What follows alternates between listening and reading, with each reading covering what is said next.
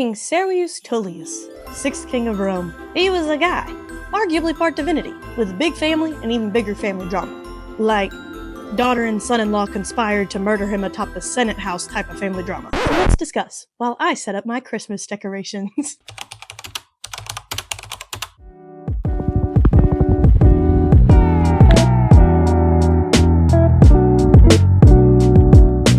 Howdy folks, and welcome to Blistery, a project I have decided to make because I have a degree in classics that I haven't gotten to use since I graduated, because my job has nothing to do with it. Basically, there are two things that I love: making and going on convoluted rants with my friends. So I have decided to combine the two in this channel. Whether you're here to learn about classical civilizations or about a new craft, or you just want to listen to the ramblings of a 20-something about her incredibly niche interest. Welcome, Sarwe, bienvenue. My main goal is to talk about research papers, lesser-known stories, and all the fun, funky, fresh details that I picked up with my classics degree, while I cook, bake, sew, knit, or as today, set up my Christmas decorations. So for today, let's go over a really crazy story that I can't stop thinking about. A story of backstabbing, betrayal, succession wars, and vehicular manslaughter. Bliss, they didn't have cars in Rome. Okay, I know, but a chariot is technically a vehicle, and also apparently a great tool for regicide. So let's get into it. Okay, so just for a little rundown, here's the tree. I already set it up and put the lights on it. And then I have the little fun topper too. I kind of did some different stuff for like our living room area and such. I have to go get some more stuff, but we'll see. So I have like a lot of these glittery flower things that are kind of cool, as well as, you know, different colors. And then I have these like swirly blue sticks too. Basically the goal is like fun, glittery chaos Christmas. I've done it pretty much every year that I was in college, and I'm continuing it now. So welcome to this. So yeah, I figured we'll just talk through about King Servius Tullius while I start slapping some fun sparkly flowers on it for a fun sparkly man. I don't know if that's how you can actually describe him, but that's how we're going to describe him. Anyway, let's set the stage. Rome was founded in 753 BC, and long before it was like kind of the, you know, mega powerhouse empire that we think of it as today, it was simply a little Latin colony that was probably more similar to like my Cajun ancestors in the swamps of Louisiana than they would have been to, again, the empirical powerhouse that we know and love them for today. So there was a lot that happened to these early Roman hillbillies. They had some controversies, to say the least, so we'll probably go over it at some point. But today is not that day. I just wanted to kind of set the stage that these are some rough and tumble people. These aren't the suave, cool aristocrats that you're probably thinking of when you think of Roman Empire. So we're just going to jump ahead to the kings. So Rome had 7 kings, and you'll probably see why they didn't have more by the end of this. So we're going to start with a Roman king rundown. Yeah! So Romulus was the first king, and I'm sure many of y'all know this story. He kind of committed fratricide, so not off to a great start. But he did kind of jumpstart, you know, the economy, the governing, all of that stuff. So I guess he was useful in some regard. I don't want 2 greens next to each other. Staggering colors is difficult. Why does no one talk about this? Okay. The next king was Numa Pompilius. And Numa Pompilius is the one who established all the religious customs. So he's the one who started with the augury and all that type of stuff. Kind of gave everybody the precedent that the gods are a precedent and a priority, in all honesty. And kind of made that a central point of the government. He made a bunch of books, he made a bunch of temples, he also created the term Pontifex Maximus, which is still the term that is used for the Pope today. So, slay for the Catholics with Numa Pompilius, like these pink ones. They're cool looking. This tree is incredibly top heavy, and if it doesn't fall down by the end of this, I'll consider that the bigger success. Yeah, the issue with the tree topper, I don't know if you can like really see it. Yeah, you see it up there. The issue is it's not tie strapped or anything. I literally just shoved it up there and then like wrapped some of the branches around it to hold it in place, and it probably weighs 5 pounds.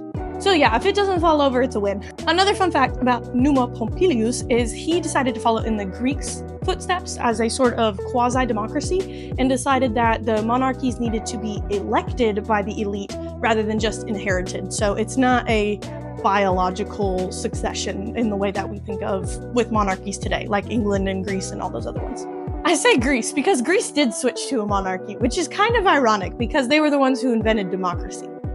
So now I have these kind of fun spirally ones, and I have some blue ones too, but those are going to come later. But these are the blue ones. So yeah, I think these are kind of fun too. Okay, so who's next? Next is Tullius Hostilius. And if you can't tell by the surname, he liked war a lot. His hands were rated E for everyone. He was just fighting everybody. And I mean, like, good for him. He conquered a whole bunch of stuff, but it was not a peaceful acquisition by any means. The fourth king was Ancius Marcius, who was Numa's grandson. So again, not necessarily a direct inheritance situation because he still had to be elected, but I'm quite sure my grandpa was the one who started our religious order probably went over pretty swimmingly with the elites and the pals and everybody who didn't want to, smite the gods. So a win is a win in his case. And he was also kind of the best of both worlds. Excuse the Hannah Montana reference. But he really liked war and peace, so he kind of focused on conquering and expanding, but he was also a lot nicer and also did a lot of stuff with religious customs. He wasn't really just ready to, brawl in the streets like the other guy was. So, this thing is not stable. Like the early Roman Republic, it wasn't stable either. I feel like I should turn this. Oh yeah, you can kind of see my room too. I have books and fun stuff. Now, the fifth king is where the story's really going to start to take place. So the fifth king's name was Tarquinius Priscus, or as I like to call him, Tarky P. He was of Greek descent, but was born in the Etruscan city of Tarquin. So, kind of a big mover and shaker there. Kind of like this tree, because it's moving and shaking. Not in the, fun infrastructure level way. More in the, it's gonna fall over kind of way. He also married the princess of Tarquin, whose name was Tanaquil. But her dad, the king, was like, you'll never take over because I don't like you for whatever reasons. So he decided to go to Rome because he was like, well, I can't move into upper management here, so I'm gonna switch companies. And that's what he did. So he went to Rome. Now, the issue with Rome was Ancius Marcius had 2 sons. And again, Rome was not big on biological monarchy, but he had 2 sons that were definitely slated to take the throne because they were pretty good at their jobs and had been following their dad kind of forever, so they knew what they were doing. So they were definitely slated. However, whenever Ancius Marcius died, Tarky P decided to, lie to the 2 sons, his friends, and was, I cannot get these things separated. I got him, but I might have broke one. It's okay. It's fine, guys. It's fine. Anyway, he lied to them and told them to go on a little hunting trip, to grieve, to mourn, as one does. And then while they were on the hunting trip, he was like, let's rush the election and vote for me. So they did. Everyone voted for him because the 2 sons weren't there. Obviously, they weren't too happy about that. They literally had the election robbed from them. And not in the annoying American way where it's 50% of the country is, we were robbed. It's like, no, he literally sent them out of town so that they weren't on the ballot. That's insane. So he became the king. And honestly, I don't think too many people had issue with it. Aside from the sons, obviously, they had problems with it, as they should, because that's shady as hell. But he ruled for a long time. But the sons, again, they never really got over it because they were robbed, cheated, deceived even. So, I like it. It's got some frilliness to it. It's fun. I like it. I like it a lot. So, the way Ancius Marcius' sons come back in their expert play of the long game, they decide to show up and start a riot. Start a riot! Start a riot! Like that. Hey! Riot! I'm gonna knock that thing over. It's gonna fall over. They totally accidentally make sure that Tarky P gets an axe to the forehead, in the middle of the throne room where this riot is happening. But remember Tarky P's wife that I mentioned, Tanaquil? She is an absolute queen, an icon, a legend. She is the moment. She's got a point. She's an icon. She's a legend, and she is the moment. She quickly grabs her husband, takes him out the door to their chambers or wherever, puts him in there. Again, remember, axe to the forehead. Not very survivable. Not a lot of ornaments, but I don't know where I want them to go. Honestly, I could just leave it like this. It's ugly. I could just leave it like this. I'm not gonna do that. That would look bad. And then I would be mad at myself. So, Tanaquil. Where was I with Tanaquil? Oh, yeah. She took her husband, who was indisposed, and brought him to a back room and somehow managed to convince everybody that he was still alive, right? She was like, oh no, he just got injured, so he's sequestered for healing. No, you can't go visit him. That would, ruin his healing. He's healing, guys. He'll be fine in a couple days. I promise. Don't you wish your girlfriend was hot like me? Don't you wish your girlfriend was a freak like me? Obviously, he was not fine in a couple days. So, what was their plan? Tanaquil, again, genius, long con, love her, was smarter than the other two, who, even though they pretty much executed a rather perfect coup, the one thing they did not consider was women. As most men often do not, whenever they're trying to do succession stuff, is women are just good at everything. Don't with Tanaquil. So, they had an adopted son. Basically, Tanaquil had a handmaiden. I mean, it's kind of argued she was a slave. She may have been, but either way, she was probably a former princess of a Latin colony. So even though she was a slave, she was still royalty and probably had a lot of respect. They don't know if she was pregnant when she came in. There's some insane stories of how this girl got pregnant, whether it was by one of Tarky P's friends, whether she was engaged before she got conquered and then got pregnant, or, and I shit you not, this comes from Plutarch's Moralia, that she fell on a disembodied penis that was sticking out the ground and got pregnant. What in the corpse bride is happening? I ask you to be mine. Yeah, they literally wrote that down. I mean, who am I to question Roman record keeping? So that's one of the options too. The only reason this is important is because they thought this kid, this, handmaid's child, was divine. They're like, oh, she fell on a disembodied pee-pee, so clearly he's of the gods. So we should respect him. And his name's Servius Tullius. Full circle moment there. So Tanaquil and Tarky P adopted him and raised him as their own. They had another son too. He's irrelevant. They don't even give him a name. Anyway, Servius Tullius is probably divine. So, fast forwarding to whenever Tarky P is not feeling great, has a rather bad headache, maybe feeling a migraine. Oh, I forgot about these things. But they're like little apples. What Tanaquil decided to do was, hey, Tarky P is totally alive and well over there, and he said that we should elect our adopted son, Servius Tullius, because he's literally divine. Because all y'all know this, the handmaiden fell on a disembodied pee-pee, so he's of the gods. Which means that he should totally be the ruler. And then they did, and nobody questioned it. So again, Ancius Marcius' sons were not happy about this, but they kind of died later and just fell off the map, so who gives a about them, right?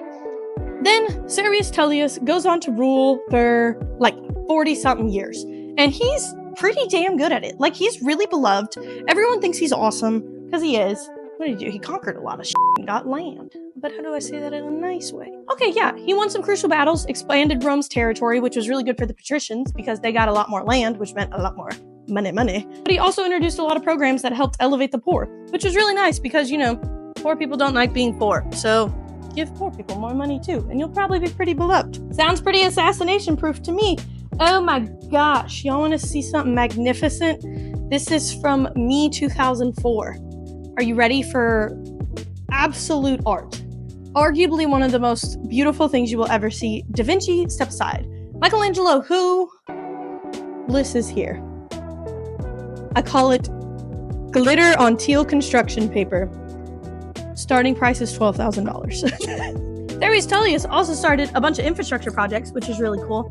And he just did a lot of good things for the empire as a whole. And I'm pretty sure he was beloved by the gods because he built some new temples too. And that's usually a good way to get Jupiter to like you. He didn't go to Jupiter to get more stupider, even though he is a boy. Good for you, Servius Tullius. On to the juicy bits. Obviously, if there was a plot to kill him, it probably wouldn't have gone over well because he was super well liked. Even if it came from his family. Wink, wink, nudge, nudge. And then where does Peacock go? Oh, I think you should face the television. Telly? I think you should face the telly. Am I offending British people? I hope so. British people deserve to be offended. I'm debating stopping here because I have 2 more like giant tubs of ornaments at my parents' house that have like a lot of the really cool fun ones. So I think I'm gonna go get those tomorrow and take y'all back over to my little thing so I can sit. Really divulge. Oh. Don't eat the microphone, please. Don't let the impulsive thoughts win. See, I said impulsive thoughts, not intrusive thoughts, because then all the ADHD specialists are going, intrusive thought. I know the intrusive thought is when I want to throw myself off the balcony because I'm sweating too much, but I'm not going to do that either. So anyway, let's go over the tea. So Servius Tullius had 2 daughters, and that brother that I was talking about between Tarky P and Tanaquils, he had 2 sons. And Servius Tullius and this unnamed, brother, half brother, whatever, they were really close friends. So they decided we want to be not just brothers, but also in-laws. That sounds so wrong. They decided that they were going to have the 2 sons marry the 2 daughters, which wasn't incest, because technically they weren't related, because Servius was adopted. It's still weird, but it's not incest, because the Romans were not fans of incest, so that would not have gone over well. Servius Tullius had 2 daughters, Tullia Major and Tullia Minor. What was her name? Her name, but I'm not going to say that because she has to have an actual name.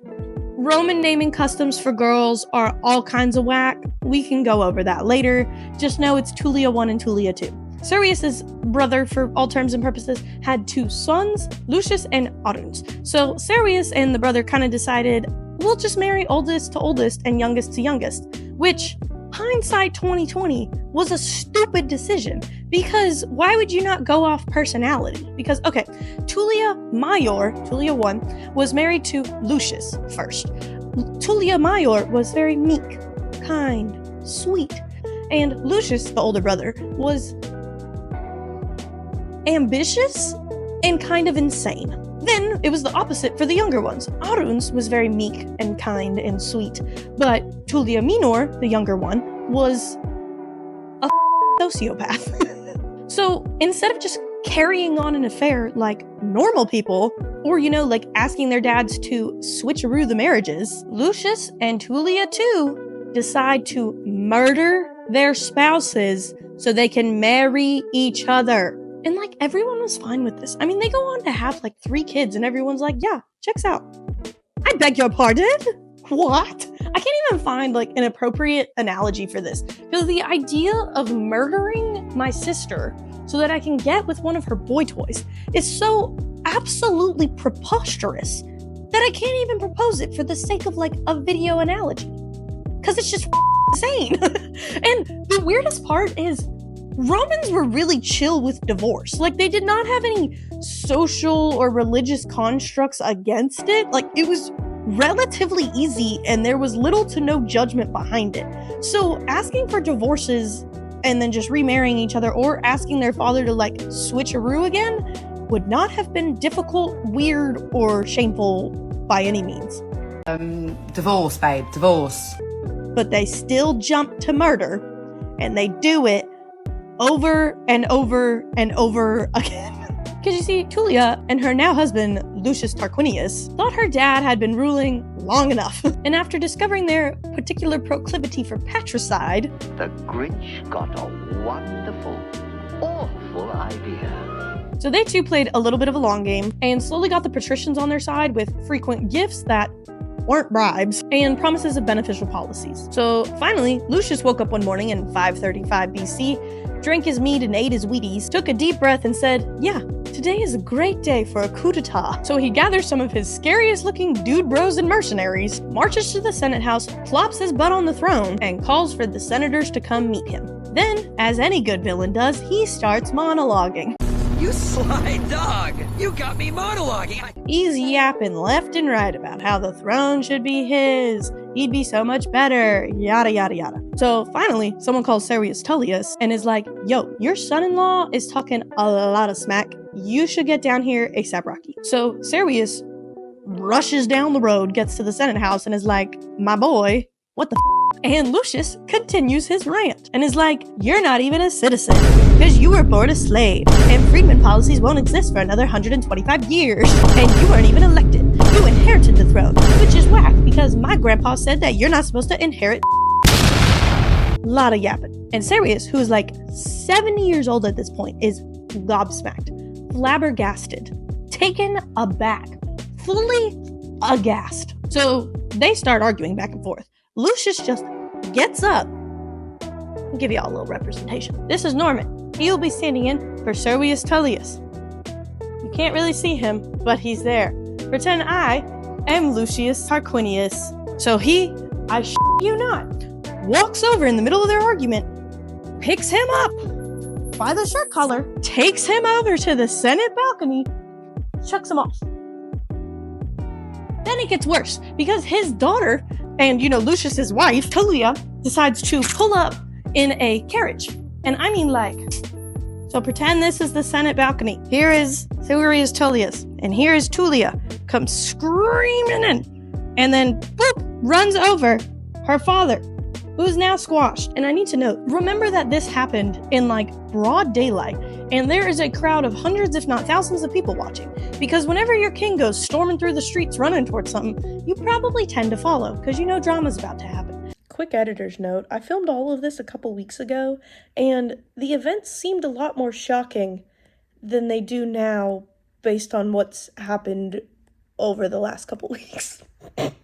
So, thousands of people watch their king be pushed off of the Senate balcony, and then his daughter comes storming in on her chariot, runs over his body, steps out over him onto the steps of the Senate House, and loudly proclaims to everybody in earshot, my husband is now the king. So Lucius tells her to ride off before, the scandal gets too bad, as if it wasn't already bad enough. I gotta put me first, Lucius. And as she runs over the corpse again, blood stains her dress and the street, forever making it known as the Vicus Sceleratus, or the Street of Crime. So how's that for in-law drama? Anyway, that pretty much summarizes the assassination of King Servius Tullius, the 6th king of Rome, a beloved leader and politician brought down by his own family's hubris and lust for power. But don't worry, it didn't end well for Lucius Tarquinius Superbus, because he was the last king of Rome and has his own fun assassination story that actually directly ties in with Julius Caesar's 500 years later on the Ides of March in 44 BC. But that'll be for a later video.